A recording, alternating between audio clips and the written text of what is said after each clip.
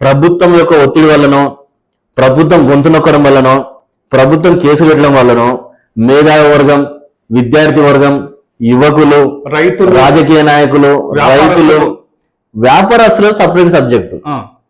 ఎవరైతే ప్రజాస్వామ్యానికి ప్రజలకు స్వచ్ఛందంగా సేవలు చేయడానికి ఎవరైతే ఉన్నారో, ఇప్పుడు ఒక మేధావి ఏం చేస్తాడంటే ఈ రాజకీయం యొక్క ప్రస్తుత పరిస్థితులు, భవిష్యత్ పరిస్థితులు, గత పరిస్థితులను అన్నిటిగా దృష్టిలో పెట్టుకొని ఒక అంచనా వేసి ప్రజలకు ఇది జరగబోతుంది, ఇది జరిగే అవకాశం ఉంది, ప్రజలు అప్రమత్తంగా ఉండండి అని చెప్పి ఒక మేధావి తనకున్నటువంటి ఆలోచన విధానాన్ని నిస్వార్థంగా ప్రజలకు పంచుతాడు. ఒక విద్యార్థి తన విద్యలో ఉన్నటువంటి అవకతవకల్ని గుర్తించి ఇగో మా విద్యా వ్యవస్థ ఈ రకంగా ఉంటే మేము దాన్ని స్వాగతిస్తాం, స్వీకరిస్తాం, మాకు విద్య చాలా సౌలభ్యంగా ఉంటుందని చెప్పి విద్యార్థి తన యొక్క పోరాటాన్ని మొదలు పెడతాడు. ఒక యువకుడు తనకు కావాల్సినటువంటి నేను విద్య చదువుకున్నా, నాకు ఉద్యోగాలు రావట్లేదు, లేకపోతే రకరకాల సమస్యలు ఉన్నాయని చెప్పి ఒక యువకులు పోరాడారు. ఇట్లాంటి వాళ్ళందరినీ కూడా అంటే వీళ్ళు ప్రభుత్వ ద్రోహులుగా గుర్తించి ప్రభుత్వం తొక్కిపడేస్తా ఉంది. వీళ్ళు ప్రభుత్వ ద్రోహులు కాదు, అవును, వీళ్ళు ప్రభుత్వంలో ఉన్నటువంటి కలుపు మొక్కలు నేరేటువంటి రైతులు వీళ్ళు. కరెక్ట్.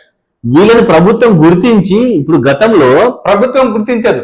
ఇప్పుడు మన గతంలో ప్రజా పోరాటాలు చేసేటువంటి నాయకుల్ని ప్రభుత్వాలు స్వాగతించి స్వీకరించి వాళ్ళకి ఎదురెళ్ళి రెడ్ కార్పెట్ పరిచిన రోజులు చాలా ఉన్నాయి. కరెక్ట్.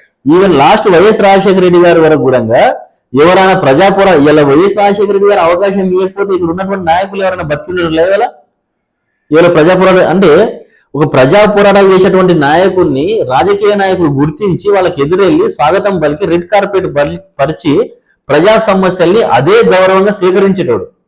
ఇలా ప్రజా సమస్యల మీద ఎవరైతే పోరాడుతుండో మరుక్షణమే అతని మీద ఉక్కుపాదం పెట్టి తొక్కి నానా రకాలైన కేసులు వేసి ఆ కేసులకు ఇతనికి సంబంధం లేని కేసులు కూడా వాళ్ళ మీద వేసి అనుమదొక్కే ప్రయత్నం చేస్తా ఉన్నారు. కాబట్టి ఈ సందర్భంలో ఇది ఒక మేధావినో, ఒక విద్యార్థినో, ఒక యువకుడినో, ఒక తెలివైనో, ఒక పోరాట నాయకుడినో అనగదొక్కడం కాదు. ఇది యావత్ ప్రజాస్వామ్యాన్ని అనగదొక్కడమే, ప్రజల స్వేచ్ఛను అనగదొక్కడమే. దీని అంతిమంగా ప్రజల యొక్క అభివృద్ధిని, ప్రజల యొక్క ఎదుగుదలని అనగదొక్కడమే. కరెక్ట్. కాబట్టి ఇట్లాంటి ప్రభుత్వాన్ని మనం ఎన్నుకున్న రోజులు భరించక తప్పదు. ఎప్పుడైతే ప్రజలు చైతన్యవంతులైతారో, ఎప్పుడైతే ప్రజలకు ఏం కావాలో, ప్రజలు ఏం చేయాలో, ఎప్పుడైతే ఓటుకు నోటు ఎప్పుడైతే అమ్ముకోకుండా తయారవుతారో ఆ రోజు నిజమైన ప్రజాస్వామ్యం ప్రజల మధ్య నిలబడుతుంది.